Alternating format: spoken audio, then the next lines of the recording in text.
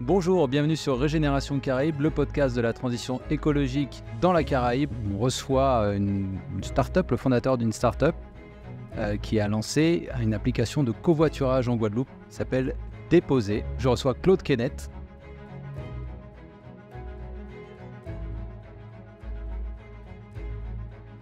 Nous allons parler de mobilité et nous allons parler également, encore une fois, d'entrepreneuriat et un peu de tech.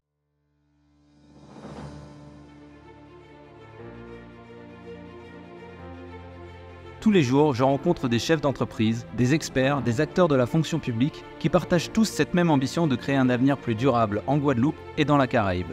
Cela m'a donné l'idée d'ouvrir ces conversations qui trop souvent restent confinées. Je suis Bertrand Viret et l'objectif de ce podcast est de vous faire découvrir les enjeux environnementaux de nos îles et pourquoi pas de vous inspirer vous aussi à devenir des acteurs du changement. Bienvenue dans Régénération Caraïbes. Bonjour Claude. Bonjour, comment vas-tu? Ça va très bien, je te remercie, merci d'être venu. Avec plaisir. Surtout que tu étais ce matin aux journées de la mobilité. C'est ça, au village de la mobilité, des mobilités de la ville de Pointe-à-Pitre. Voilà, exactement, donc ça tombe bien, c'est à moins d'1 kilomètre d'ici. En tout cas, c'est parfait. J'ai entendu parler depuis qu'elle s'est lancée en fait de ton application. Comme je te le disais un petit peu avant, on a des collaborateurs ici qui l'utilisent et on en entend de plus en plus parler. C'est bien. Ça me donne quelque chose qu'on fait bien alors. Exactement, parce qu'il y a déjà eu des tentatives par le passé. Oui. D'autres de plateformes de mobilité de façon générale, ouais. Ouais. Donc on va rentrer plus dans le détail sur ce que c'est. Peut-être tu peux nous dire déjà en quelques mots qu'est-ce que cette application et qu'est-ce qu'elle permet de faire. Ok, du coup, Déposer, c'est une application de mise en relation de personnes. Donc nous, on n'a pas de conducteurs qui travaillent pour nous. On n'a pas non plus de personnes qu'on a employées pour faire des recherches, etc. sur les trajets. Ce qu'on fait, c'est vraiment de la mise en relation. Donc on propose une plateforme qui permet aux personnes de mettre des annonces, que ce soit en tant que passager ou conducteur, et après de pouvoir trouver quelqu'un qui répond à leurs besoins ou qui a besoin de leur service. Donc, un petit exemple concret. Je fais le trajet tous les jours Capesterre-Pointe-à-Pitre, par exemple. Quelqu'un qui ferait un trajet correspondant, donc soit Capesterre-Pointe-à-Pitre, soit toute commune entre Capesterre et Pointe-à-Pitre, pourra tomber sur mon annonce en la cherchant sur le site et me proposer tout simplement de la récupérer. Donc ça entraîne des coûts. Le conducteur gagne une petite compensation financière du passager qui est de l'ordre de 6 à 50 centimes par kilomètre. Donc le tarif est encadré par la plateforme. La base, c'est 6 centimes par kilomètre. Sur un trajet Pointe-à-Pitre-Basse-Terre, ça revient à peu près à 3,80 €. Et cette somme est donnée par le passager au conducteur directement, soit en espèces, soit en paiement en ligne sur le site. Ça peut être en espèces aussi. Ça peut être en espèces. Ça nous a permis, au début, on avait une grosse problématique, en tout cas une grosse volonté d'accompagner les publics en insertion. Et ils ont parfois des problématiques sur les comptes bancaires, etc. Et du coup, on s'est dit que laisser le paiement en espèces, c'est aussi permettre aux gens d'avoir le choix et de ne pas les brider tout simplement dans leurs possibilités. D'accord. Mais comment la plateforme se rémunère si c'est payé en espèces? Alors pour l'instant, on ne se rémunère pas sur cette activité, on ne prend pas de commission, ce qui va nous permettre de travailler et d'avoir des revenus, c'est plutôt le service qu'on va proposer aux entreprises, par exemple. Et puis tout ce qui est, par la suite, ce qu'on veut mettre en place, c'est un système qui met en place des abonnements, donc des abonnements pour pouvoir utiliser la plateforme. D'accord. Abonnement qui serait à la fois aux utilisateurs, donc conducteurs, mais aussi aux passagers. D'accord, ok, intéressant. Donc pour l'instant, c'est une activité non lucrative. C'est ça. Pour l'instant, en tout cas, pas très lucratif. D'accord, ok. J'ai vu que tu avais fait des partenariats déjà avec les services de l'État ou avec la région. Tu as des aides? C'est ça. On a commencé par la préfecture, c'était notre premier appel à projet. Donc, on a fait un appel à projet justement en faveur des publics fragiles. Donc, c'était l'appel à projet pour l'inclusion sociale et la lutte contre la pauvreté, porté par la préfecture. Et on a continué cette action avec un deuxième appel à projet du département qui encadre les mobilités solidaires. On est aussi un peu accompagné par l'ADEME, avec laquelle on propose ces temps-ci des matinales d'information pour sensibiliser les collaborateurs des grands groupes au covoiturage et que justement les grands groupes puissent rentrer dans cette dynamique de préservation de l'environnement et de respect finalement de transition écologique. D'accord. Donc tu n'es pas tout seul dans l'aventure? Non. Tu as une partenaire? C'est ça. Donc, on est deux. On était à la fac ensemble et après, on a décidé de monter le projet ensemble. Bon, il y a eu un certain nombre d'étapes entre les deux. Mais du coup, on est deux. Ma partenaire, c'est Kathleen Marie. C'est mon associée et amie. Et on continue de travailler ensemble jusqu'à maintenant au développement de Déposé. C'est la présidente d'ailleurs de l'entreprise. D'accord. Qu'est-ce qui vous a donné l'idée de vous lancer dans des applications en ligne? Parce que vous faites, donc là c'est Déposé, mais tu me disais que vous aviez pensé à d'autres applications possibles. C'est ça. Qu'est-ce qui vous a fait vous orienter vers ça? Parce que tes études sont plutôt en langue, c'est ça que tu m'as dit? Ouais. On a tous les deux d'ailleurs, Kevin et moi, on a une licence en langue étrangère appliquée, c'est là qu'on s'est rencontrés.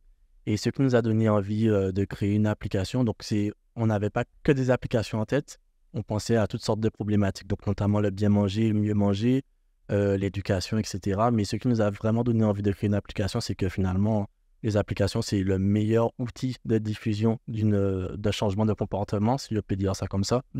Et c'est comme ça qu'on en est venu à créer une application et particulièrement Déposé puisque ça répondait à des problématiques qu'on avait en termes de mobilité. Donc, on a fait le lien entre ce qui se faisait actuellement, donc les applications, mais aussi le côté mobilité qui était notre problématique principale et une problématique qu'on partageait sur les deux territoires, donc Martinique et Guadeloupe, puisqu'à la base, je suis martiniquais d'origine. D'accord. Très bien. L'invité précédent était martiniquais aussi. Mais voilà, c'est la journée. Ok, donc vous êtes déployé en Guadeloupe, en Martinique, Guyane aussi ou pas? Non, Guyane, non. Pas Guyane. Enfin, ok. Pour nous, on veut vraiment traiter les territoires qu'on maîtrise à main. C'est assez compliqué de faire évoluer les comportements, que les gens se mettent au covoiturage. Alors, aller sur un territoire qu'on ne connaît pas, qu'on ne maîtrise pas, sur lequel on n'est pas du tout implanté, c'est vraiment compliqué pour nous. Et puis, on veut garder ce côté proximité. Donc, on va au contact de la population. Aujourd'hui, on était au village des mobilités. C'est vraiment pour rester au contact de la population et pouvoir les former, les informer sur l'existence du covoiturage, puisque sans cet accompagnement où on leur tient la main, entre guillemets, où on les accompagne vers ces nouveaux modes de déplacement, ils n'iront pas. Personne fait. Mais c'est ça, c'est quand même oser d'aller lancer une application de covoiturage en Guadeloupe où chacun est super à fond sur sa voiture. C'est vrai, hein. C'est vrai, mais d'un côté, oser, je suis pas sûr que ce soit le terme, parce que c'est un challenge, mais je pense pas que ce soit si osé que ça, parce que le covoiturage, il a des antécédents. Il y a beaucoup de stops en Guadeloupe. Ça se fait depuis la nuit des temps. C'est vrai. Les gens se connaissent un peu. Je connais mes voisins, etc. Je connais un peu les gens de la commune. Je fais du stop. Normalement, dans la demi-heure, je trouve quelqu'un qui pourra pour me récupérer. La demi-heure, c'est quand même une belle plage, mais ça reste acceptable. Et là, justement, on veut leur redonner ce goût de la solidarité, puisque les gens nous disent actuellement, oui, avant je faisais du stop et je donnais des stops, mais maintenant c'est plus sur qui on va tomber, tout ça. Alors vraiment, utiliser une application qui va permettre de lever ses freins de je ne connais pas la personne, de je ne sais pas s'il va me payer ou pas, je ne sais pas s'il est bien intentionné ou pas, d'avoir une plateforme qui encadre la pratique, c'est vraiment la solution pour nous. Ouais, carrément. Et alors ça, j'ai plein de questions, mais on va essayer de les prendre dans l'ordre. Ce qui vous a fait vous lancer là-dedans, c'était un concours à la base? C'est ça, exactement. Donc, c'était l'association Arrimage Goodil qui portait un concours autour de l'ESS. Donc, on a vraiment implanté l'entreprise dans le cadre de l'ESS. Économie sociale et solidaire. Économie sociale et solidaire, tout à fait. J'avoue que ceux qui ne connaissent pas, j'ai pas expliqué le terme. Du coup, l'économie sociale et solidaire. Et le but, c'était de proposer un projet qui répondait à 3 problématiques. Donc, soit environnement, santé durable ou développement social, en gros, de la population. Et au moment de présenter un projet pour ce concours, on a présenté Déposé, puisque ça répondait vraiment à nos problématiques actuelles de mobilité, les problématiques du territoire de façon générale. Et puis, de tous les projets qu'on pouvait présenter, c'est vraiment celui qui nous a le plus parlé à cet instant-là. Donc, c'est lui qu'on l'a présenté. D'accord. Et vous l'avez présenté, mais en fait, vous n'êtes pas développeur. Non. Vous aviez le concept. Tout à fait. Donc, vous avez écrit le projet, en fait. Et une fois que vous avez été retenu, vous avez gagné l'appel à projet. Comment vous avez fait? Parce que là, il faut quand même être un peu créatif ou business pour se dire, OK, je ne sais pas faire. Il faut trouver du monde. Faire une appli, pour beaucoup de gens qui nous écoutent, je pense, c'est quand même pas le truc qui se fait en claquant des doigts. C'est c'est de l'informatique. J'avoue qu'on nous pose souvent la question et en général, je sais jamais trop quoi dire parce que ça nous a jamais vraiment traversé l'esprit que c'était quelque chose de difficile à faire. En fait, au moment où on a présenté le projet déposé de base, on a continué à suivre la formation en ESS qui était proposée par l'association Image Good Deal toujours. On a continué à développer nos compétences et c'est surtout ce qui nous a aidé avec le projet, c'est le côté mise en place de l'entreprise, puisqu'on n'y connaissait pas grand-chose non plus au monde de l'entrepreneuriat. Et Kétine et moi, on est du genre, si au chaud en chaud, ça veut dire, voilà, si tu es prêt à y aller, go. Du coup, on n'hésite pas trop à foncer. Et à ce moment-là, tout simplement, il fallait trouver une solution. On voulait mettre en place une application de covoiturage.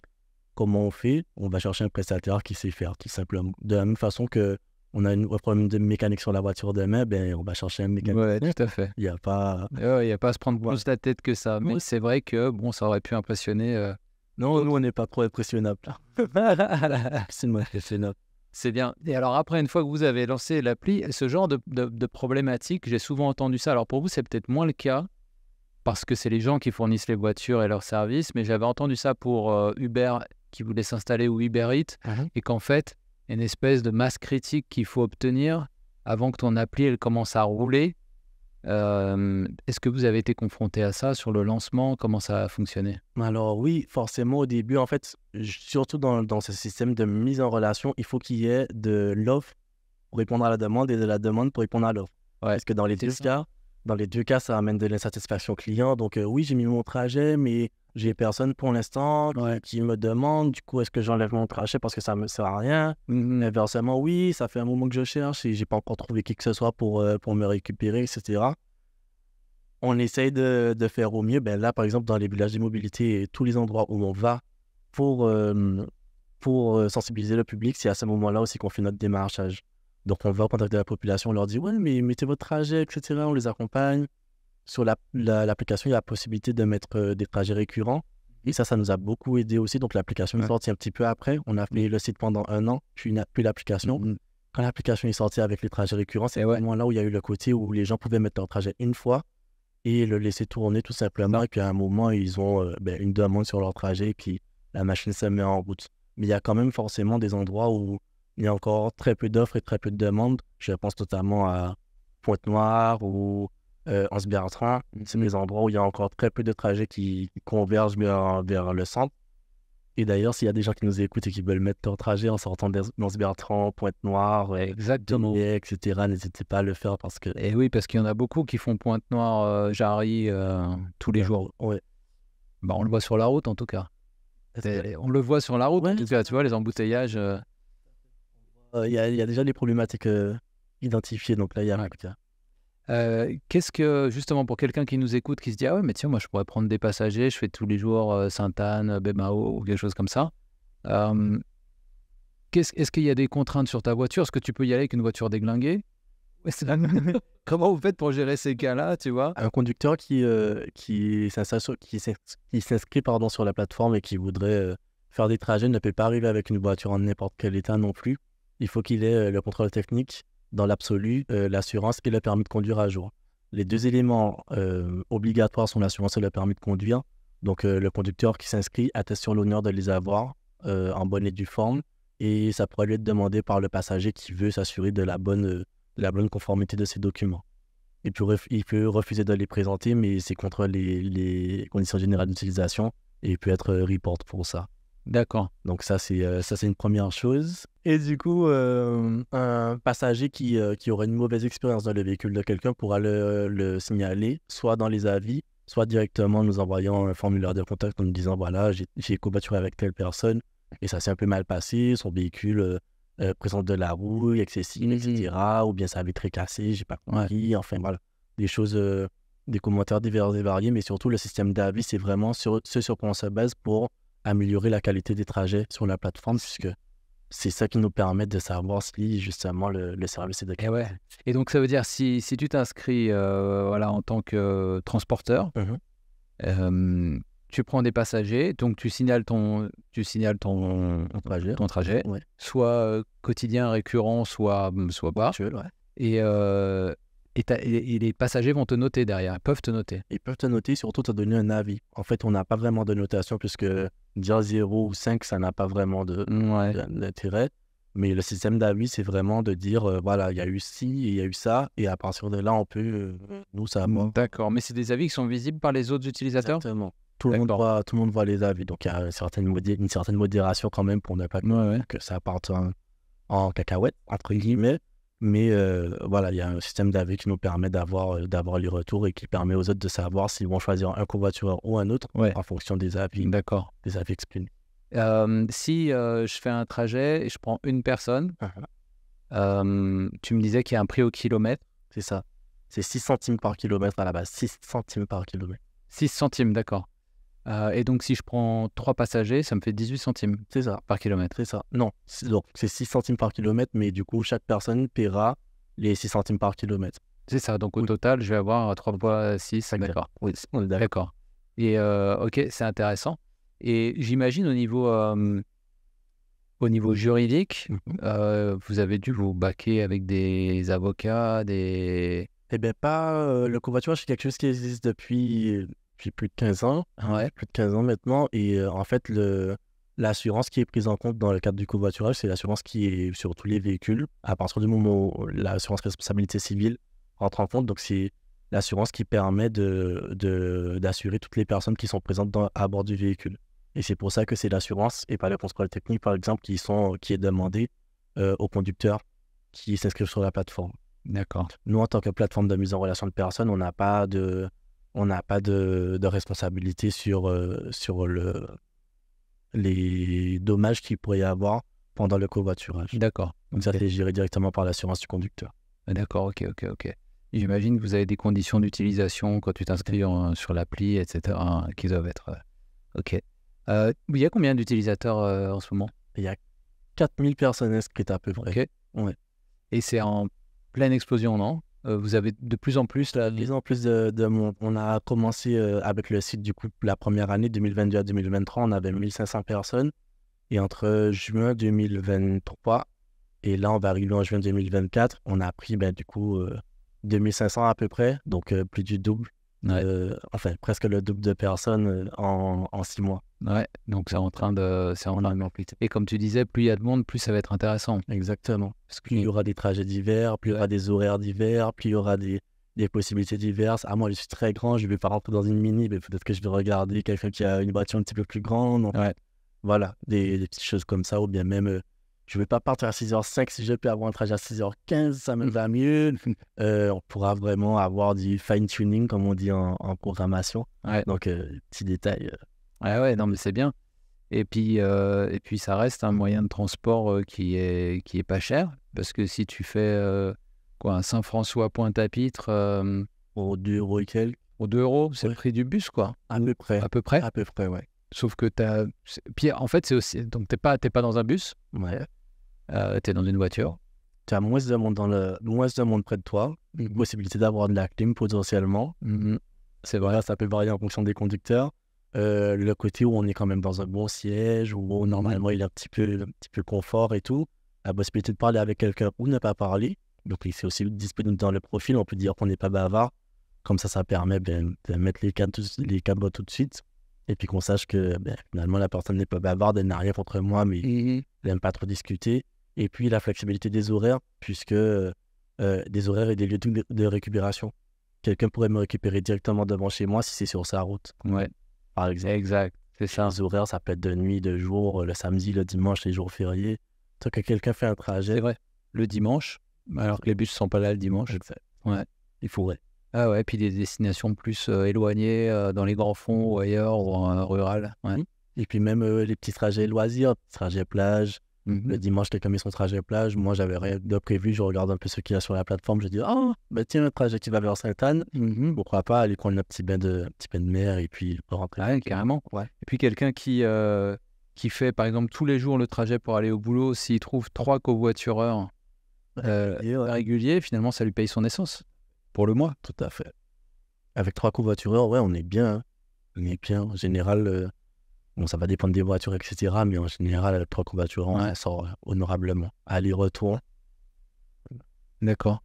Est-ce qu'il y a déjà eu, est-ce que tu as des anecdotes parce que du coup vous êtes en contact avec les commentaires, les avis, etc. Est-ce que tu as une anecdote super drôle ou particulière sur ce qui s'est passé? J'ai eu une anecdote particulière que je n'ai pas vue de mes yeux, qu'on m'a rapporté. J'étais à Objectif Insertion au Moule, donc c'est une autre association avec laquelle on travaille. Et pendant que je suis en train d'encadrer des jeunes où je leur parle de l'application, ils me disent: «Ah oui, mais je connais». Il y en a une qui m'a dit: «Oui, je connais, j'étais déjà inscrit et tout». Il y a quelqu'un qui a dit: «Moi, je fais pas de détours, je fais pas du tout faire de détours». Et c'était écrit avec des points d'exclamation et tout ça. Donc la personne, vraiment, elle a mis, puisqu'on peut mettre un petit message, Ouais. elle a dit aux gens: «Je ne fais pas de détours, je ne vais pas entendre parler de détours». Donc j'ai trouvé ça très drôle. Je me suis dit: «Ah ouais, la personne s'est dit, genre, pas du tout. Ne venez pas me parler de faire 5 minutes pour vous déposer. Là, c'est mort». Et du coup, voilà, c'est un peu ça, c'est un peu drôle puisque chacun met son petit Chacun truc s'exprime. en place, etc. Ouais, D'accord. c'est marrant. Ok. Il n'y a pas eu de plaintes ou de problématiques qui sont arrivées, des gens qui ont dit ouais, conducteur, ou si ça peut arriver Ça nous est pas encore remonté.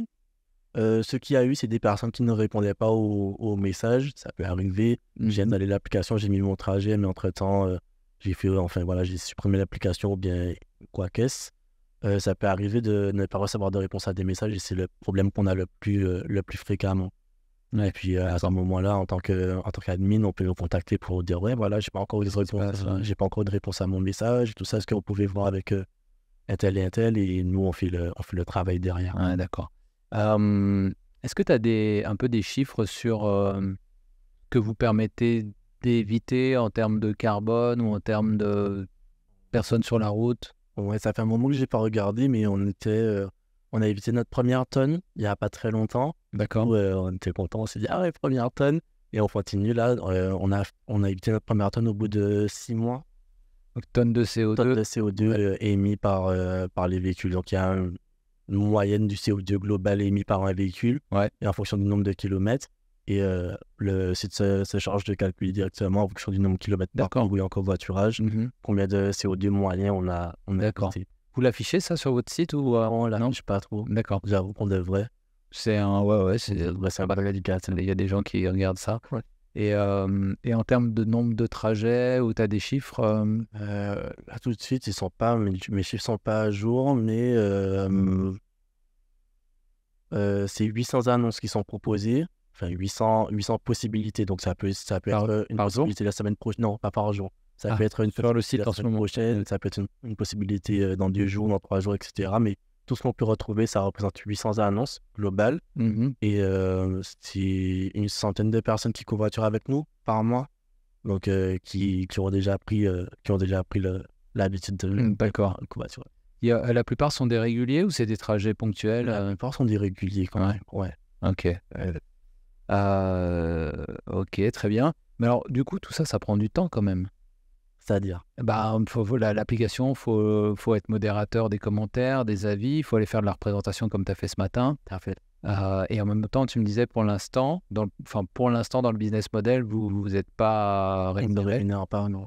Donc, comment vous faites? Vous avez une job en parallèle ou tu as d'autres business de ce type-là qui te permet de... Alors pour l'instant, moi je suis à 100% dessus. Mon associée Caitlin, elle est en master actuellement, donc elle est en alternance chez nous en même temps. Ah ouais, d'accord, ouais. Et du coup, elle est en master management et marketing des services, donc elle continue de parfaire ses compétences. Super. Et moi, de mon côté, je suis à 100% sur Déposé. Je bénéficie du reste de mes droits sociaux après mon ancien emploi. D'accord. Et puis, au fur et à mesure, ça nous laisse le temps de mettre en place notre business model.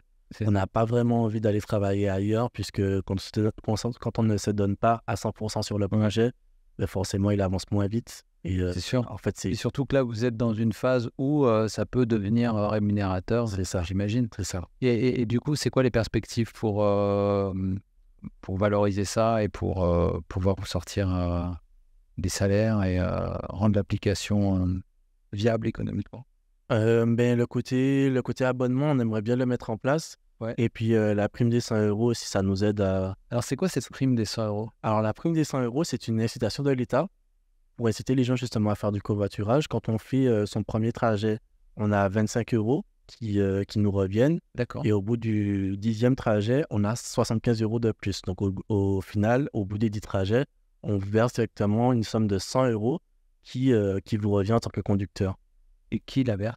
C'est nous qui sommes, comment dire ça, donc on a un obligé qui est une entreprise qui travaille dans l'énergie, donc un fournisseur d'énergie, ça peut être des stations essence, ça peut être EDF, ça peut être voilà, les entreprises qui fournissent de l'énergie, qui nous versent ces sommes qu'on reverse après à nos utilisateurs. D'accord. Voilà. Ok, d'accord. Et ça a une durée spécifique ou... Là, c'est jusqu'à la fin de l'année, donc ça a été reconduit en 2024 et D'accord. ça sera jusqu'à la fin de l'année en décembre. Bon, les auditeurs qui nous écoutent, voilà, un autre incitatif à vous inscrire sur la plateforme. C'est pour les conducteurs. C'est pour les conducteurs, donc c'est ça. Donc, si vous voulez offrir, donc non seulement vous faites rémunérer par les gens qui prennent votre voiture, et en plus de ça, vous avez une prime De 100 €. de 100 €, donc c'est pas mal pour lancer la... Et après, l'idée, c'est de la rendre payante sur abonnement, c'est-à-dire quel que soit le parcours qu'on fait, comment ça va marcher? Ouais, le principe, c'est d'avoir, que ce soit les conducteurs ou les passagers, que tout le monde s'abonne. Donc, je m'abonne pour accéder à la plateforme. Je m'abonne pour trouver des gens qui peuvent me déposer. Je m'abonne pour rentabiliser mes frais d'essence, donc pour les conducteurs. Et voilà, je pense que étant un service gagnant-gagnant, le fait que tout le monde s'abonne, pour nous, c'est tout à fait logique. Et pourquoi pas faire un genre de pourcentage à l'usage comme on peut le voir sur Uber ou... Ça fait partie aussi de nos pistes de réflexion, mais on ne veut pas on ne veut pas enlever le pain, entre guillemets, de la bouche des conducteurs. On aimerait bien qu'il y ait une totale transparence entre ce que le passager paye et ce que le conducteur reçoit. Donc, pour ne pas justement biaiser cette relation où finalement le passager sait que son argent, il va directement à son conducteur. Donc, il sait ce qu'il paye, et le conducteur, il sait directement que nous, on n'a pas du tout interagi dans l'argent qu'il va percevoir. Ça nous permet d'être en confiance avec eux, de leur dire, voilà, nous, on n'est pas là pour vous prendre de l'argent. On a d'autres sources de financement. Par contre, on veut bien un petit coup de pouce sur de l'abonnement pour nous permettre justement de gérer nos frais. D'accord. Donc, même si, ça veut dire que même si moi, j'ai pas de voiture, je veux covoiturer, l'idée, ça serait que je serais abonné. Tout à fait. Tu seras abonné et à partir de là, tu fais tes petits covoiturages Mais directement. donc, si je suis abonné, il faut vraiment que je fasse du covoiturage parce que sinon, je perds mon argent. Ouais, mais le truc, c'est que l'abonnement sera pas cher. Donc, même si tu fais un trajet, ce sera peut-être déjà rentable pour toi. Ouais. Donc, de se dire, voilà, l'abonnement, c'est vraiment une somme modique. Donc, à partir de... Vous pensez à combien? T'as déjà une idée du prix ou... on pensait à 1,99 € par mois Ah ouais. et 12,99 € par an. Donc, ce serait sur une base utilisateur qui est assez conséquente pour pouvoir générer les tarifs. Mais Parce que là, vous êtes à 4000 utilisateurs. c'est ça. D'accord. Et du coup, là, la plateforme, tu te disais, en tant que telle, il a fallu la mettre en ligne, etc. Donc là, vous avez fait affaire avec des prestataires, des gens qui savent faire ça. Et ça, c'est pareil. Du coup, ça a un coût aussi, j'imagine, pour l'entretien, la prestation. Donc, vous avez des frais. Oui, tout à En fait. plus de vous rémunérez, quoi. Ouais, donc on a ça à gérer. On a tout ce qui est développement aussi de l'application, puisque pour qu'une application reste compétitive, il faut qu'elle soit au top, il faut qu'elle ressemble toujours à la population, qu'elle s'adapte aux différents changements de comportement. Il y a la montée de l'intelligence artificielle. Là, c'est plus juste l'explosion, c'est vraiment l'intelligence artificielle existe. Ouais. Et rien que ça, par exemple, pour être à jour sur les dernières technologies en termes d'IA, il faut qu'on se mette à jour tout simplement. Donc, il y a toujours de l'argent à mettre sur le développement, etc. Et aussi, j'imagine, sur la com, quoi. Oui, beaucoup. D'ailleurs, on a une campagne de 4x3 ces temps-ci. Ah ouais? Ouais, Ok. on a quelques-uns qui parlent de la prime de 100 € justement. Et comment vous faites? Vous faites aider pour ça? Vous avez des subventions? Vous avez des... Donc là, la prime de 4x3, c'est l'ADEME notamment, l'ADEME, le département qui finance. D'accord, ok. Et est-ce que vous avez pensé à faire des partenariats avec par exemple, je sais pas, je pense à des gros groupes qui peuvent être là comme Orange ou EDF ou Orange, je pense à Orange parce qu'ils ont tout ce qui est téléphone et chaîne télé, donc ils pourraient peut-être vous aider à faire de la publicité en même temps que... je sais pas. On y a pensé, mais pas tant dans le sens communication.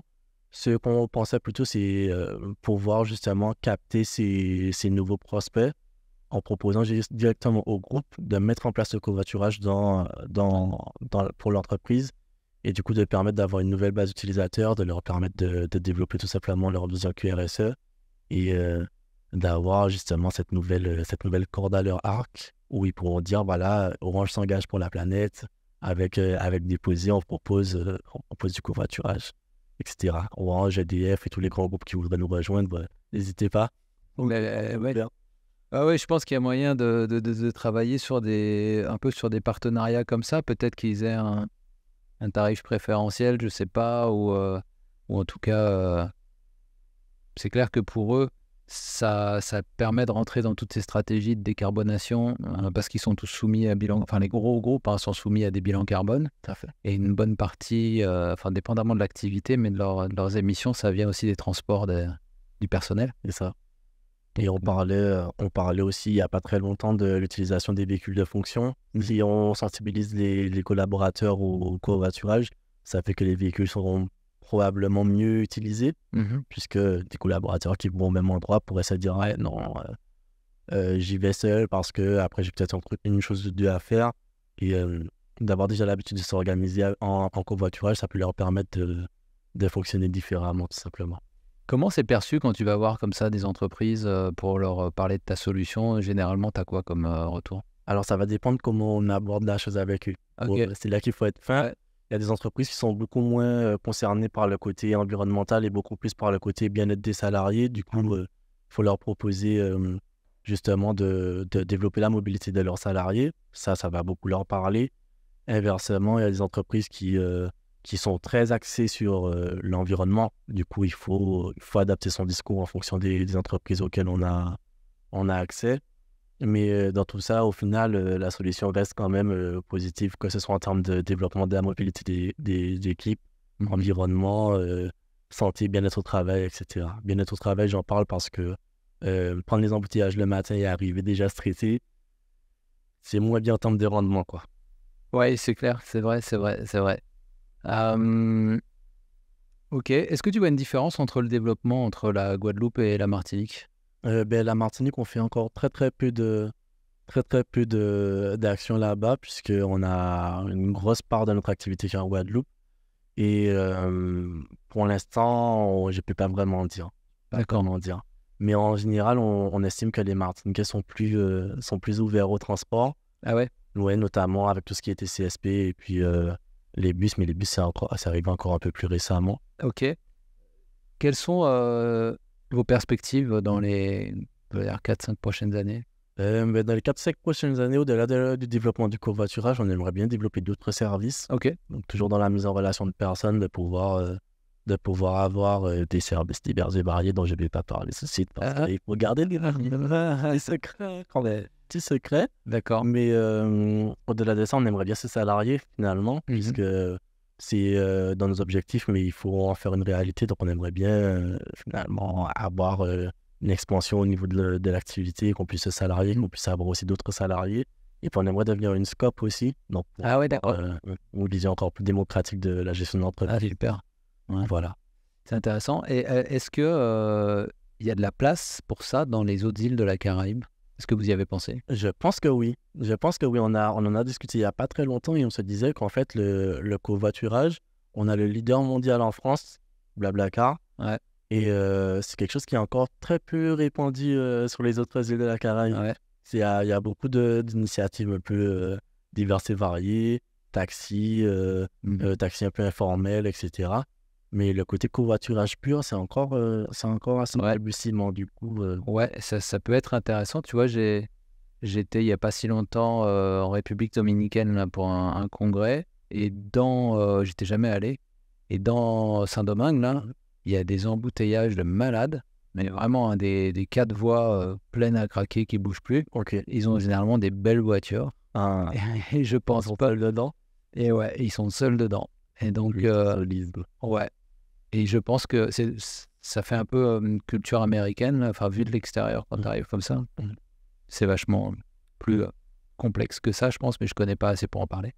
Mais ouais. Après, c'est vrai que dans les petites îles, souvent, c'est des taxis, comme tu dis, informels, où tu montes dedans, c'est les minibus, quoi. Oui, Tu payes $1 et tu traverses l'île. ouais, je pense à la Dominique notamment. Exact, À $, on arrive au nord de la Dominique en partant de Roseau. c'est ça. Et ouais. Donc là, ça va peut-être être plus difficile dans des îles comme ça. Mais ça va dépendre comment on aborde le territoire. Encore une fois, il y a déjà un système qui est mis en place avec les minibus. Ouais. Peut-être que justement, il faudrait leur fournir une solution qui leur permette de gérer leur départ et que les gens soient au courant de l'heure à laquelle ils vont partir pour qu'il n'y ait pas d'attente. Ah oui. Voilà, il y a des choses. Ah mais oui, c'est clair, c'est une bonne idée, c'est vrai. Ouais. Ouais, tu peux avoir ton appli normale et puis genre t'as un minibus, t'as 10 places, Voilà, t'as tes propres tarifs. exactement. Voilà. Exactement. Et puis en plus, on a toujours notre barème qui peut s'appliquer. Comme ça, les gens savent, Ouais, qu'il y a le respect d'un certain barème. ouais. Voilà. Ok, bon, mais c'est bien. Quels sont j'imagine, hein, parce que pour arriver là, ça a l'air tout facile, mais vous avez dû affronter des défis ou des gros stress, ou je sais pas, est-ce qu'il y a des choses particulières que vous avez dû affronter? Des gros stress, je sais pas si Non, pas eu, moi. je suis pas sûr, hein. En tout cas, ce qui nous a le plus posé question, même si on a foncé sur le développement et tout ça, c'est que quand même, au fur et à mesure, il faut qu'on se forme. Donc, du coup, on n'a pas vraiment eu le temps de la formation, mais on s'est beaucoup formé en autodidacte, entre guillemets, puisqu'il fallait savoir maintenant comment gérer une application en ligne, comment ça fonctionne, bien s'y connaître dans tout ce qui est tech, en communication, etc. Et je pense que la communication, pour nous, ça a été un gros challenge. On s'y est pris assez tôt pour que ça ne nous pénalise pas et qu'on ne soit pas vraiment au point de rupture et qu'on ne sache pas, qu'on n'ait pas prévu la communication avant. Mais la communication, pour nous, il faut sans cesse travailler dessus. Et ça prend un temps, quoi. Et ton associé, du coup, est en master en communication, c'est ça qu'elle est en master en marketing management des services. D'accord. Ici en Guadeloupe? Non, en Hexagone. D'accord. Et vous avez étudié en langue ici ou en Hexagone? Ici. D'accord. Donc toi, tu es resté ici? Moi, je suis resté ici. D'accord, ok. Et donc elle compte revenir derrière, j'imagine, pour bosser. Elle devrait pas tarder d'ailleurs. Ah, ok, d'accord. Quel conseil tu donnerais à des jeunes qui veulent se lancer J'ai envie de leur dire, allez-y, hein. Allez-y, on n'a pas grand chose à perdre en réalité. Et puis l'entrepreneuriat, c'est vraiment un monde fascinant d'opportunités. Là, on sait que peu importe, je parle de façon peut-être un peu pessimiste ou pas, mais peu importe l'issue de notre entreprise, de notre vie entrepreneuriale, on aura appris énormément de choses. Et on sera, en termes d'employabilité, on sera jamais plus au niveau où on était avant. On sera toujours Claude Kenneth qui a dans son CV, qui a cofondé Déposé. Et Kathleen Marie, pareil. Donc, on aura ça à faire valoir, même si peu importe l'issue de l'entreprise qu'on va monter, on a quand même cette truc en plus. Plus tout le réseau que vous avez, plus, mais il n'y a pas de raison que ça ne marche pas. Ça va continuer. Et puis, système d'abonnement devrait... Là, vous avez 4000 abonnés? 4000 utilisateurs. Donc, il y en a peut-être qui vont se dire « Ah non, je ne paierai pas 1,90 €. » Mais déjà, si on avait une bonne partie, ça devrait... C'est une première base. Ouais, ça devrait être bien. C'est une bonne idée. C'est vrai que c'est une bonne idée de le voir comme ça, abonnement. C'est simple et puis il n'y a pas de... On force pas les gens, on leur propose un abonnement un conducteur, par exemple, au premier trajet, il rentabilise son abonnement. Premier trajet, voilà. Un passager qui a besoin de se déplacer, payer 1,99 € et être sur une plateforme où il y a des centaines de trajets qui correspondent à ce qui... Clair, c'est un aspect aubaine, quoi. Ouais, c'est clair. Ok. Si tu devais imaginer la Guadeloupe, qui est devenue incroyable en 2000, on va dire maintenant, 2042. Ouais. À quoi elle ressemblerait dans les grandes lignes? Guadeloupe incroyable.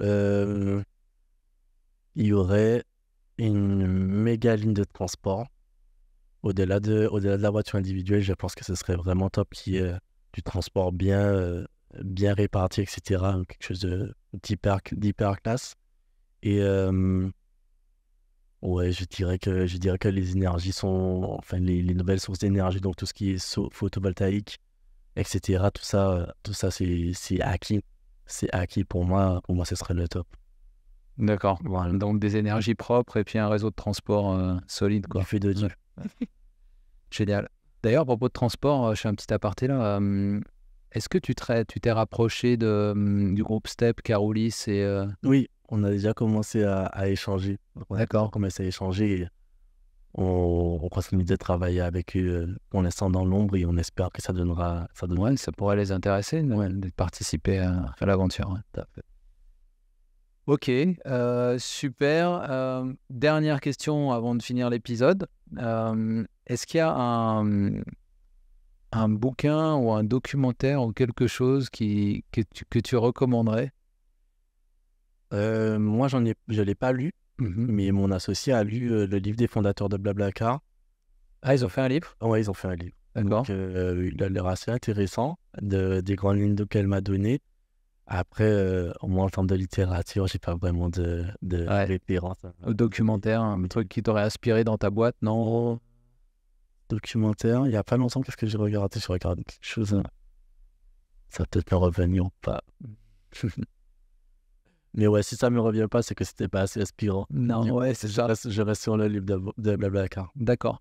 Non, que je pose. Ouais. Petite information peut-être, les fondateurs de Netflix Ouais. ont eu l'idée pendant un covoiturage. Quand même, voilà. Ah ouais, d'accord. Si c'est une information à donner, c'est quand même pas vrai que le covoiturage, Ils se sont rencontrés pendant un covoiturage? je pense qu'ils faisaient le covoiturage tous ensemble, ils se connaissaient, mais D'accord. C'est là on dit que ah ouais. Bon ben voilà, abonnez-vous à Déposer, vous allez avoir des idées de ouf.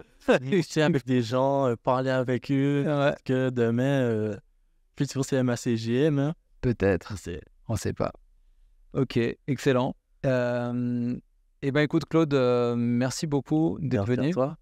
Si les gens donc veulent l'application, c'est sur Apple Store. Apple Store et Play Store, donc c'est Déposer avec un Z. Déposer, ouais, en créole. Avec un Z. Ouais. Ils peuvent nous retrouver sur les réseaux sociaux, Instagram, Ouais. Facebook, YouTube, Yes. LinkedIn, Twitter. Parfait. Donc allez-y, téléchargez l'appli, c'est gratos pour le moment. Et il y a la prime des 100 € en plus. Et il y a la prime des 100 €. Plus on est nombreux sur cette appli, plus ça va marcher. Ouais. Et voilà. Écoutez, merci Claude. Merci à toi. Et puis, on va sans doute se recroiser. J'espère. Et je vous dis à tous, merci d'avoir écouté cet épisode. N'hésitez pas si vous avez des questions, des commentaires. On va évidemment partager tout ce qui est réel avec l'Instagram de Déposer. Et on mettra toutes les références des sites, etc. dans les commentaires.